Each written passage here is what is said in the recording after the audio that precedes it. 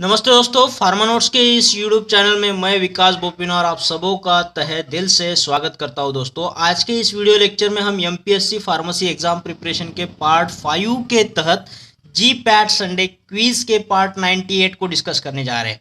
बड़ा ही शानदार पार्ट है, फार्मास्यूटिकल जूरिस्प्रूडेंस से फार्मेसी एक्ट चैप्टर पर बना हुआ है। बहुत ही शानदार शानदार क्वेश्चंस को यहाँ पे सॉर्ट आउट किया हुआ है दोस्तों। तो चलिए आइए आज के इस शानदार सेशन को स्टार्ट कर देते हैं। देखिए, पहले ही यहाँ पे पूछा है, देखो, as per pharmacy act 1948 any person falsely claiming to be registered pharmacist is punishable with. देखो, कोई बंदा है जिसके पास कोई डिप्लोमा नहीं है, डिग्री नहीं है, फार्मेसी किया ही नहीं है उसने असल में, तो और वो बंदा अपने नाम के आगे पीएच भी लगा रहा है या फिर केमिस्ट ड्रगिस्ट ऐसे कुछ लगा रहा है, जिससे ऐसे लग रहा है वो साबित कर रहा है कि मैं एक फार्मासिस्ट हूँ, हालांकि वो बंदा झूठ बात कर रहा है, वो कोई फार्मासिस्ट है नहीं। तो ऐसे बंदे को फार्मेसी एक्ट 1948 के तहत क्या पनिशमेंट होती है ये बताना है। तो ऑप्शन देखिए, फाइन अप टू ₹500 एंड और imprisonment up to 6 month on first conviction. अगर वो पहली बार ऐसी कोई चीज करता है, झूठ बोलता है, ऐसा कोई क्लेम करता है पहली बार, तो उसको ये सजा हो सकती है। या फिर दूसरा यहाँ पे ऑप्शन दिया है, फाइन अप टू ₹1000 एंड और imprisonment up to 6 month on subsequent conviction. पहली बार तो उसने ये गुनाह किया है और उसके बाद अगर ये बार बार गुनाह करता है तो उसको ₹1000 का फाइन लगेगा और इम्प्रिजनमेंट 6 महीने के लिए होगा। या फिर तीसरा ऑप्शन है यहाँ पे, बोथ ए एंड बी दोनों सही है। या फिर फाइन अप टू डेढ़ ₹1500 एंड और इम्प्रिजनमेंट अप टू 1 ईयर। 1500 का फाइन के साथ में 1 साल तक की जेल होगी। तो इसमें से कौन सा ऑप्शन सही होगा? अगर कोई बंदा फॉल्सली क्लेम करता है कि वो रजिस्टर्ड फार्मासिस्ट है, कि उसने फार्मेसी किया हुआ है, रजिस्टर्ड बंदा है, तो ऐसा अगर वो झूठ बात करता है तो उसको सजा क्या होगी? दोस्तों, ये दोनों केसेस यहाँ पे सही है, बोथ ए एंड बी। ठीक है, तो ऑप्शन सी को हम यहाँ पे सही बताते हैं। अगर वो पहली बार ये गुनाह करता है तो उसको ₹500 का जुर्माना और 6 महीने तक की जेल हो सकती है। और अगर वो ये बार बार गुनाह करते हुए पकड़ा गया तो उसे ₹1000 तक का जुर्माना और 6 महीने तक की जेल हो सकती है, या फिर दोनों, है ना, या फिर और लास्ट में दोनों भी हो सकता है, ऐसे बोलना है। ठीक है, या तो जुर्माना, या तो जेल, या तो दोनों। ठीक है, तो यहाँ पे बोथ ए एंड भी सही करना है। फर्स्ट गुना के लिए ₹500 और अगर बार बार कराए ₹1000, और इम्प्रिजनमेंट जेल जो है वो 6 महीने तक की है। नेक्स्ट सवाल है, as per pharmacy act 1948 dispensing of any medicine for patients by unregistered persons is liable for the punishment। अब देखिए, यहाँ पे वो बंदा क्या कर रहा है, जो कि फार्मासिस्ट है ही नहीं, वो पेशेंट को गोलियां भी बांट रहा है, डिस्पेंस कर रहा है दवाइयाँ। तो अगर वो फार्मासिस्ट नहीं है और वो गोलियां दे रहा है, डिस्पेंस कर रहा है दवाइयाँ पेशेंट को, तो फार्मेसी एक्ट 1948 के तहत उसे क्या सजा मिलेगी? तो ऑप्शन देखिए, imprisonment up to 1 year and और fine up to ₹2000, imprisonment up to 2 years and और fine up to ₹500, imprisonment up to 6 month and और fine up to ₹1000, imprisonment up to 3 months and और फाइन अप टू ₹100। तो यहाँ से क्या सही होगा दोस्तों? तो देखिए, यहाँ पे जब भी फार्मासिस्ट की बात आ रही है तो उसको जेल जो है वो 6 मंथ तक होता है, ये याद रखिएगा। तो आपको ऑप्शन शॉर्ट आउट करने में आसानी जाएगी। तो यहाँ से ऑप्शन सी देखिएगा, उसको जेल हो सकती है 6 महीने तक की, या फिर फाइन लगेगा ₹1000, या फिर दोनों लगेगा, जेल और एंड फाइन। ठीक है, तो यहाँ पे ये वाला ऑप्शन सही करना है। तो ये याद रखने के लिए मैं आपको यहाँ पे ट्रिक बताऊँ, फार्मासिस्ट के रिगार्डिंग अगर जेल है, इम्प्रिजनमेंट है, तो 6 महीने तक का है। तो यहाँ पे ₹1000, अगर वो पर्सन फार्मासिस्ट नहीं है फिर भी दवाइयाँ अगर डिस्पेंस कर रहा है पेशेंट को, तो ₹1000 का उसको फाइन लगेगा। ठीक है, और फॉल्सली अगर क्लेम कर रहा है कि मैं फार्मासिस्ट हूँ बगैर डिप्लोमा बगैर डिग्री के, और ऐसे गलती करने के लिए उसको ₹500 पहले गुनाह के लिए, और बार बार करता है तो ₹1000 तक का जुर्माना था। और यहाँ पे भी ₹1000 है, जब वो हालांकि फार्मासिस्ट नहीं होकर के भी पेशेंट को दवाइयाँ दे रहा है। नेक्स्ट है, as per pharmacy act 1948 any person fails to surrender certificate of registration is punishable with a fine. देखिए, अगर कोई बंदा फार्मासिस्ट है और उसने कोई गुनाह किया है, ठीक है, वो ऑफेंस किया है, देखिए पहले अगर वो फार्मेसी करता है, फार्मासिस्ट का उसको रजिस्टर ऑफ फार्मासिस्ट के अंदर उसका नाम लिखा जाता है। अब उसके बाद अगर वो पकड़ा जाता है, उसके साथ में कोई गुनाह कर लेता है वो, तो उसका नाम उस रजिस्टर से निकाला जाता है, removal of his name from the register.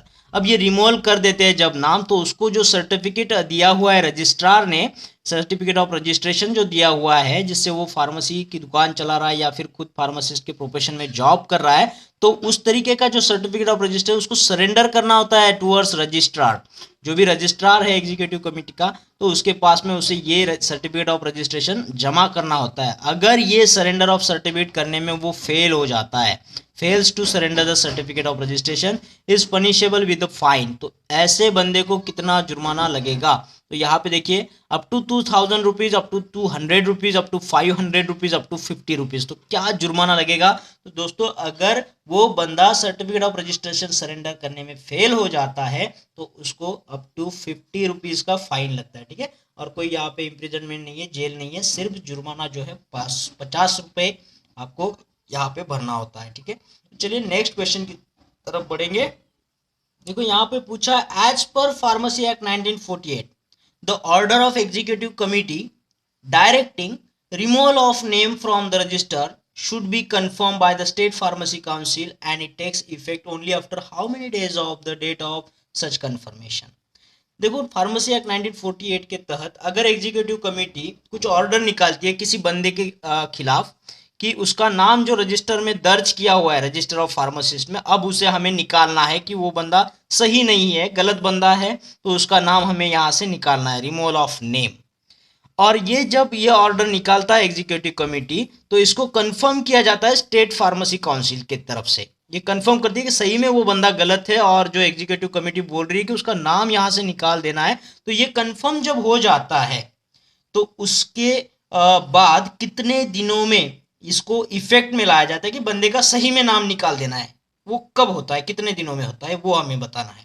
तो यहाँ पे ऑप्शन दिया हुआ है 3 महीने के भीतर, 5 महीने के बाद, 1 महीने के बाद या फिर 2 महीने के बाद। तो यहाँ से कितने दिनों के बाद में, आफ्टर हाउ मेनी डेज, कितने दिनों के बाद में, कंफर्मेशन होने के बाद में उस बंदे को यहाँ से हकाल दिया जाता है, उसका नाम निकाल दिया जाता है दोस्तों। तो ये बात जो होती है वो 3 महीने के बाद में होती है, ठीक है। ऑप्शन यहाँ पे 3 महीना करना है। अब देखो अगर किसी बंदे से ये गलती हो गई और एग्जीक्यूटिव कमेटी ने बोला है कि इसका नाम निकाल दो, फिर स्टेट फार्मेसी काउंसिल उसको कंफर्म करती है सही में इसने गुनाह किया है और इसका नाम निकालना जायज़ बात है, इसको निकाल देना है यहाँ से।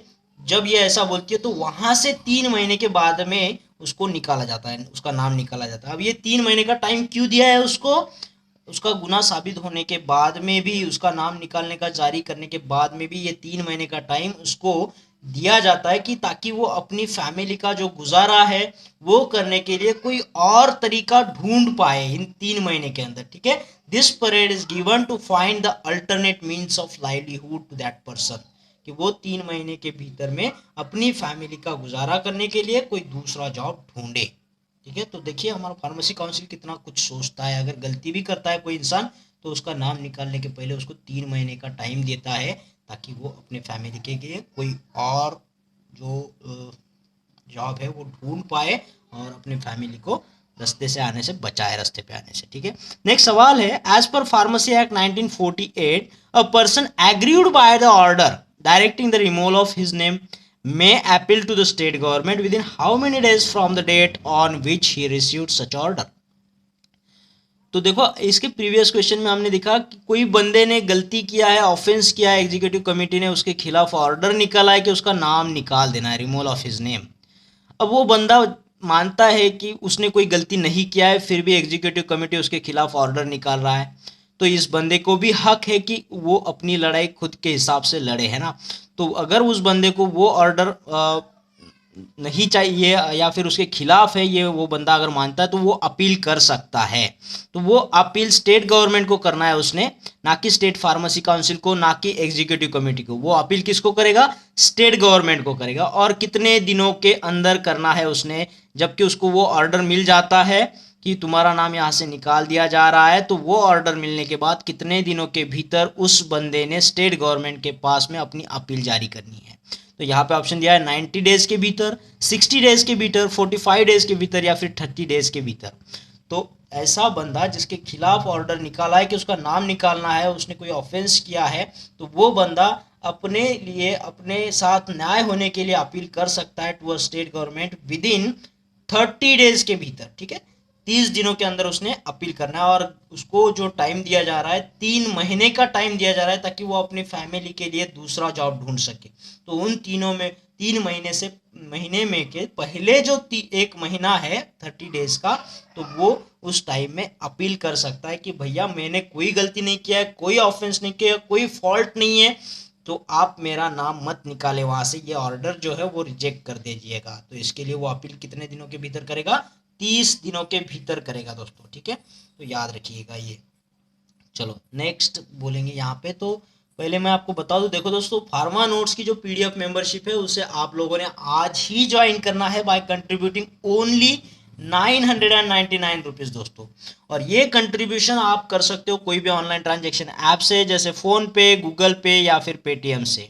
इसके लिए हमारा मोबाइल नंबर नोट कर लीजिएगा, जो हमारा व्हाट्सअप नंबर भी है 8087339648 पर। जैसे ही आपका कंट्रीब्यूशन हो जाता है, आपको हमारे प्राइवेट टेलीग्राम चैनल से लिंक किया जाएगा, जहां पे आपको ये सारा पीडीएफ मटेरियल मिलता रहेगा, आप उसे एक्सेस कर पाओगे, और जिसे हर वीकली बेस पर अपडेट भी किया जाएगा दोस्तों। इससे आपके प्रिपरेशन में जान आएगी, आपको एंटरटेनमेंट के साथ में पढ़ने मिलेगा, और काफ़ी आसान तरीके से जो भी बनाया मटेरियल है आपको मिल जाएगा, और आप आपके कंपटीशन में हमेशा आगे रहोगे दोस्तों। ठीक है, और जो भी ज़रूरतमंद लोग हैं उनके साथ में ज़रूर इसे शेयर करना है, ताकि उनकी भी पढ़ाई की तकलीफ काफ़ी हल हो जाए। चलिए नेक्स्ट क्वेश्चन की तरफ बढ़ेंगे। नेक्स्ट यहाँ पे सवाल है, any person whose application for registration as a pharmacist is rejected by the registrar may appeal to the state council within how many days from the date of rejection. देखो, कोई बंदा अपना pharmacy complete कर लेता है, course complete, diploma, degree, PG जो भी है कंप्लीट कर लेता है, उसके बाद में वो रजिस्ट्रेशन के लिए एप्लीकेशन करता है टूवर्ड्स रजिस्ट्रार। अब ये रजिस्ट्रार जब स्क्रूटिनाइज करता है उसके फॉर्म को, उसके डॉक्यूमेंट्स को, अगर उसमें कुछ फॉल्ट मिलता है तो वो उसके एप्लीकेशन को रिजेक्ट कर देता है, और वो बंदा इस रिजेक्शन के खिलाफ अपील कर सकता है स्टेट काउंसिल की तरफ। तो ये अपील वो कितने दिनों के भीतर करना चाहिए? After the date of rejection. तो यहाँ पे ऑप्शन दिया है 5 मंथ्स, 6 मंथ्स, 2 मंथ्स या फिर 3 मंथ्स। कितने दिनों के अंदर उसने अपील करना चाहिए कि मेरा सभी फॉर्म सही है, मेरा एप्लीकेशन फॉर्म सही है, मेरे डॉक्यूमेंट सही है, मेरा डिग्री कोर्स जो भी है, डिप्लोमा कोर्स वो भी सही है, मैं हर तरीके से सही हूँ, आप मेरे फॉर्म को रिजेक्ट ना करें या फिर कर नहीं सकते। तो ये स्टेट काउंसिल को वो कितने दिनों के भीतर बोलेगा? तो ये बोलेगा 3 महीने के भीतर। ठीक है दोस्तों, 3 मंथ्स के भीतर भीतर उसने ये अपील कर देनी है। ठीक है, तो at the time of scrutiny, जब भी वो आपका फॉर्म चेक कर रहा होता है, उसके टाइम में अगर आप फॉल्टर हो तो वो आपको रिजेक्ट कर देगा रजिस्ट्रार। और अगर वो रिजेक्ट करता है तो आपको अपील किसके पास करनी है? स्टेट गवर्नमेंट के पास नहीं करनी है, स्टेट काउंसिल के पास करनी है। ठीक है ना, एग्जीक्यूटिव कमेटी के पास करनी है, आपको करनी है स्टेट काउंसिल की तरफ। और अगर आपका नाम निकाल दिया जा रहा है, रिमूवल ऑफ नेम रजिस्टर होने के बाद में अगर आपका नाम निकल जा रहा है, तो आपको जो अपील करनी होती है वो स्टेट गवर्नमेंट की तरफ करनी होती है। ठीक है, तो ये याद रखिएगा किसके पास आपको अपील करनी है। ठीक है, और चलिए नेक्स्ट क्वेश्चन की तरफ बढ़ेंगे। यहाँ पे जो हमें लाइसेंस जो है, सर्टिफिकेट ऑफ रजिस्ट्रेशन जो हमें देता है वो रजिस्ट्रार होता है, और वो हमारा रिमूवल ऑफ नेम होने के बाद में भी हमें जो सरेंडर करना होता है, हमारा जो रजिस्टर सर्टिफिकेट ऑफ रजिस्टर, वो भी हमें रजिस्ट्रार के पास ही सबमिट करना होता है। ये बात को भी याद रखिएगा।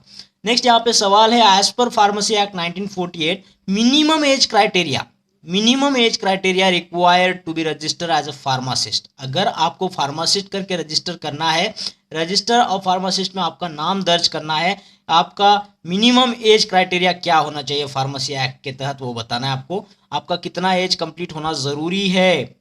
तो यहाँ पे देखो ऑप्शन 15 ईयर्स, 18 ईयर्स, 20 ईयर्स या फिर 21 ईयर्स। तो आपका मिनिमम एज, अगर आपको फार्मासिस्ट बनना है तो आपका मिनिमम एज 18 ईयर्स होना बहुत ज़रूरी है। तो ऑप्शन बी यहाँ पे सही करेंगे, 18 ईयर्स मिनिमम क्राइटेरिया होता है फार्मासिस्ट करके रजिस्ट्रेशन करने के लिए। नेक्स्ट सवाल है यहाँ पे, as per pharmacy act 1948 which chapter is provides for the registration of pharmacist on the states in India. पूरे इंडिया के स्टेट्स में अगर आपको रजिस्ट्रेशन ऑफ फार्मासिस्ट करना है तो ठीक है, तो ये जो रजिस्ट्रेशन ऑफ फार्मासिस्ट के बारे में कौन से चैप्टर में यहाँ पे प्रोवाइड किया गया है, कौन सा चैप्टर प्रोवाइड किया गया है जिसमें आपको registration of pharmacist in all states of India के बारे में जानकारी मिलेगी, तो कौन सा चैप्टर है ये फार्मेसी एक्ट 1948 के तहत वो बताना है। तो यहाँ पे option chapter 4, chapter 3, chapter 2, chapter 1। तो ये सारा इंफॉर्मेशन जो है registration of pharmacy in all states और इन इंडिया ये आपको मिलेगा चैप्टर 4 में, ठीक है। फार्मेसी एक्ट 1948 के अंडर चैप्टर 4 में ये सारा प्रोवाइड किया गया है। नेक्स्ट यहाँ पे सवाल है दोस्तों, ये काफी एग्जाम में पूछा भी जा चुका है। एवरी इंस्पेक्टर, कोई भी इंस्पेक्टर हो, every inspector shall be deemed to be dash within the meaning of section 21 of IPC Indian penal code. Indian penal code section 28 के तहत जो भी इंस्पेक्टर है, एवरी इंस्पेक्टर, देखो हर एक inspector shall be deemed to be, क्या होता है वो, पब्लिक के लिए पब्लिक सुपरिटेंडेंट होता है, पब्लिक सर्वेंट होता है, पब्लिक ऑफिसर होता है, या फिर पब्लिक कमांडर होता है। ये बहुत आसान सवाल है, सभी को पता होना चाहिए कि ये deem to be as public servant करके काम करता है, यही है वो पब्लिक सर्वेंट, ठीक है। ये पब्लिक सर्वेंट के लिए आपको ऑप्शन में ड्रग इंस्पेक्टर के साथ में ड्रग एनालिस्ट भी दिया जाएगा, तो आपने एनालिस्ट को टिक नहीं करना है, इंस्पेक्टर वाले ऑप्शन को ही टिक करना है। Every inspector is deem to be public servant within the meaning of section 21 of IPC. तो ठीक है दोस्तों, इस सेशन में इतना ही। आप आशा करता हूँ आपको पूरा सेशन, सारे क्वेश्चंस अच्छे लगे होंगे, पूरा इन्फॉर्मेशन अच्छा लगा होगा, और अगर ऐसा हुआ है तो इस वीडियो को लाइक करना है, शेयर करना है और कमेंट बॉक्स में कमेंट जरूर करना है दोस्तों। और हाँ, उन लोगों से मेरी दरखास्त है, दिल से गुजारिश है, जिन लोगों ने चैनल को अभी तक सब्सक्राइब नहीं किया है, चैनल को सब्सक्राइब कर दीजिएगा और उसके बाद आने वाले बेल आइकॉन को जरूर क्लिक करिएगा दोस्तों। इससे होता क्या है कि आने वाले हर एक वीडियो का इन्फॉर्मेशन आपको मिलता रहेगा और आपको यूं ही नॉलेज मिलता रहेगा दोस्तों। तो wish you all the best, ऐसे ही पढ़ाई करते रहिएगा और आगे बढ़ते रहिएगा, ठीक है। तो फिर मिलते हैं एक और बेहतरीन वीडियो के साथ में, तब तक के लिए थैंक यू।